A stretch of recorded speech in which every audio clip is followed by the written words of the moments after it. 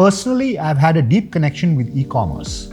I spent almost 2 years building out one of the most successful Amazon franchises globally, which was Amazon in India. I spent almost 4.5 years with Flipkart, helping Myntra grow into becoming one of the largest fashion verticals in India, but also I would argue in Asia as well as globally.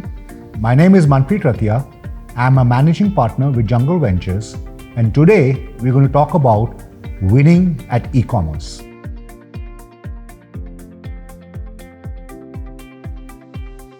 I think three things. First and foremost, it is relatively, and I'm saying relatively, an easier business to get started with. The second thing is, I think there are very few models which allow you to build the kind of scale which e-commerce does. Your target market is mostly a large section of the population of the country in which you're planning to set it up with. And the third thing which I think for investors as well as founders, the valuations which e-commerce businesses can attract can be fairly compelling. Now here's the thing about e-commerce. The trick in any e-commerce business is that you have to drive a huge amount of customer traffic onto your site, where consumers will be able to search, discover, and hopefully consummate or place an order of the goods and services which they want to buy. Now, what attracts consumers onto your platform? Selection, the promise of convenience, and the promise of service. These, in my mind, are the core fundamentals on any e-commerce business can be built. Post that, I think that is where the nuances start coming in. The key point of differentiation in any e-commerce business boils down to whose goods and services are you selling? Is it your own? Have you bought it and are you offering it for resale? Are you manufacturing it yourself, defined as private label? Or are you passing it on to a third party to fulfill the order? As you can well imagine, if you manufacture your own or you're buying the inventory and reselling it, the margins which you can make can be anything between 10 to 35%, depending upon the category in which you are operating in. But on the other hand, the money which you make by passing on the customer order to a third party to fulfill, you just make anything between 2.5% to 4% of the overall GMV. The larger the selection which you have, the more attractive the customers are. You are a one-stop destination in many forms or the other. That is why the Amazons and the Flipkarts and the Lazadas are so successful.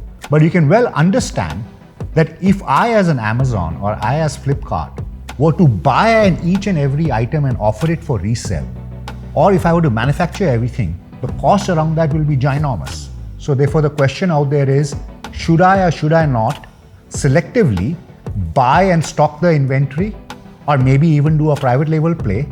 But the trick always is, in the long tail, to get the right mix. How much of your selection is going to be your own inventory?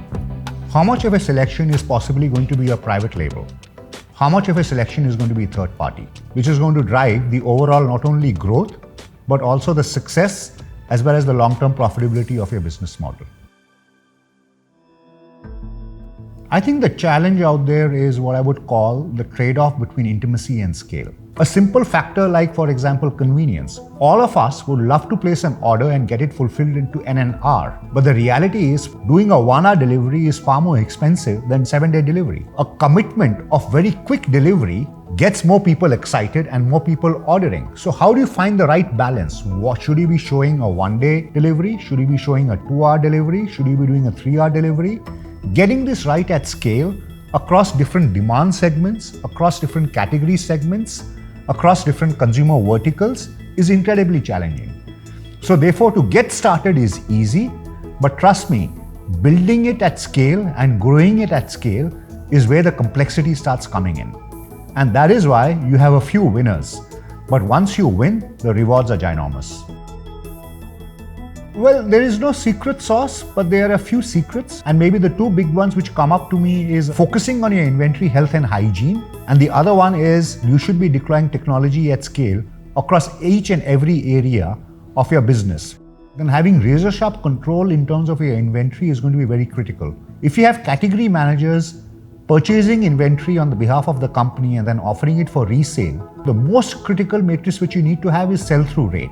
So having a category manager at a 1% sell-through rate means that he's selling 1% of the inventory which he's bought every single day. And simple maths would tell you that means that in 90 days, you would have sold 90% of the inventory, which automatically means that you have good inventory hygiene. So simple tricks like having the right measurements in terms of how much of inventory is being sold through rate, etc., can have a huge impact not only in terms of profitability, but also in terms of conversion as well as the long-term success of your platform. The second thing which I could offer up to you is a marketplace, believe it or not, needs a huge amount of personalization, which means a huge amount of investment into things like machine learning as well as in AI. You should be able to predict what a customer wants to show them what they would like to buy. You should be using AI to determine how much of inventory you should be buying. And most critically, you should also be using AI in terms of driving a lot of your pricing decisions. How much discount to offer across which categories at which time of the day, which kind of customer segment. It is a huge AI as well as a machine learning game, whether it is frontline in terms of revenue growth, whether it is in terms of your conversion, or whether it is in terms of managing your operations. It's very easy to grow by offering huge discounts, but remember one thing, once you give away a price, bringing back that price is incredibly difficult. So before you start thinking through dropping the price, offering discounts of a certain percentage, etc., always pause, think once, think twice, I would argue even think thrice, well, what's the long-term implication of that particular pricing or the discounting behavior.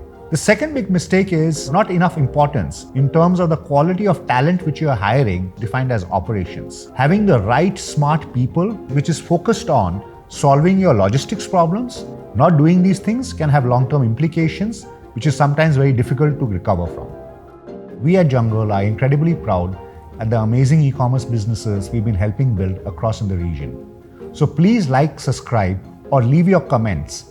I would love to hear from you guys in terms of your thoughts.